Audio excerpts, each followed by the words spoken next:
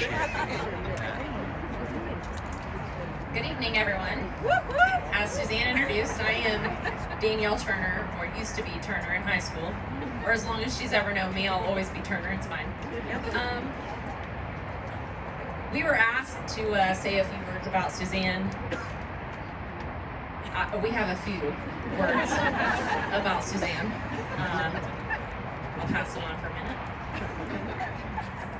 Oh, hello. I am Sarah Ulrich, Sarah Eigel, and I've known Suzanne for a very long time. Yes, over 30 years. But second grade is really when we really started to hang out a lot. Yeah. So I'll let her introduce herself. I'm Jill, also known as Bean or Baby. And we have several other friends in the audience that helped us come up with all these great memories of Suzanne, especially the 15-hour car ride here. So, since we've known Suzanne since she was 5, we have 33 years of dirt on her, and we are going to share such memories. Okay, so first of all, my first story, this is the dirt. Whenever we were in about kindergarten, Suzanne and I thought it was a really good idea to take our cooked green beans from our lunch tray, take them apart, get the seeds out, and then go bury them in the gravel on the parking lot because we thought they were going to turn into trees. So we weren't the smartest, obviously, in kindergarten. But she's grown and matured, and I just always remember that memory of Suzanne just being like, this is hard to get to work. Let's go.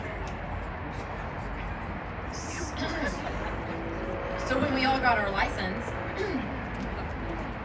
Suzanne had a knack for trying to decide which way was left or right. Take her hands off the steering wheel. Left. Left is always L. So that was always a dangerous time in the car with Suzanne. Grab the wheel. Which way? Left. Also, another car story. I was one of the younger, well, most of us were born in October, so we had open campus at our high school. So we got to go out for lunch and then come back to school. So being the October drivers, everybody piled into our cars. And Suzanne being a May, maybe she couldn't drive yet. So she was in the back of my car. We all get out. And we're like, what is Suzanne doing? We turn around. She is in the middle back of my Pontiac Grand Am, trying. I'm like, why can't I get out of the... She was seatbelted in! I have an ad lib today. So, as many of you know, I did Suzanne's hair and makeup to make her look absolutely beautiful today, which I didn't have much to do. So, yes, this is her driving the car. Buckled in, we get to the place, our first destination, and I open my door with all of our bags, and she goes, "Oh, I probably need to unbuckle." And I go, "Suzanne, oh my God, you didn't. Like, not again." 30 years later, it's still awesome.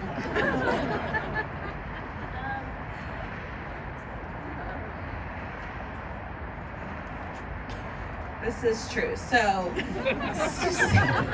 Unlike the other stuff. sorry, she's just reminding me what we're going to talk about. So Suzanne has always been very independent and very strong with her decisions and her choices. And she always had all of us St. Louis Cardinal fans around here. And she never backed down with her cubby. She always stays strong. So we respect her for that, yes. And also, when she chose to go to Purdue around a lot of us IU fans, she still had to always hold her back and stay strong for her team that she Okay, the last in the dirt section. This isn't really anything embarrassing, but Suzanne's birthday's in May. And what we just realized on this weekend, it's very odd, every year we went skating in Evansville, Indiana for her birthday. Ice skating. We went ice skating for her birthday in May, which became, like a tradition for us. And we grew up, we learned how to ice skate because of Suzanne, but it was in May.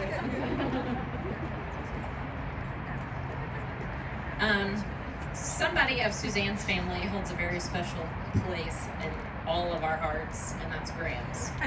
Graham's lived right by school, and as Jill said, we had open campus for lunch. We'd either eat lunch there, or that was like our centralized meeting part for Rendezvous for 4th of July. And if none of you have been to Southern Indiana and experienced Rendezvous, you at least have to do it once. But that was like our tradition. We always met at Graham's house, and I know she's looking down on you today and saying how proud she is of you.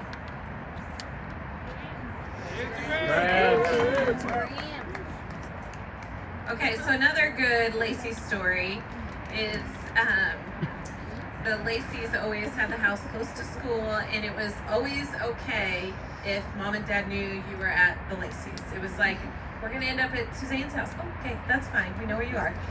But when I don't even know how old we were, they moved.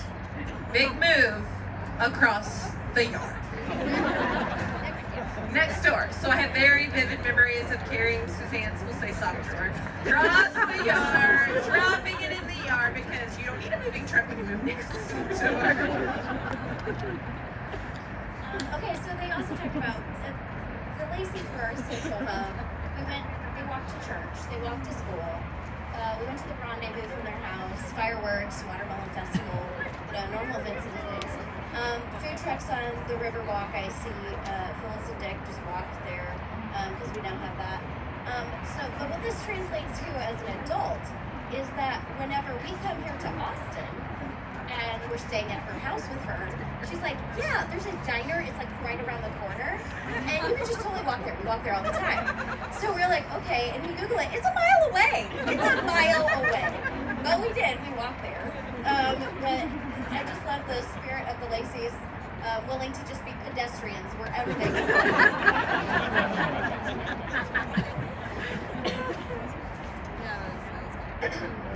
So Suzanne, as we all know, is very well organized at everything she does. And in high school, there was like no sliding that. She was very organized everything we were doing for every weekend that we had any event going on. Inevitably, it ended up at the Lacey's house. Like, we always ended up at the Lacey's house. And as an adult, I appreciate your organization because I don't know if I would have made it here without it.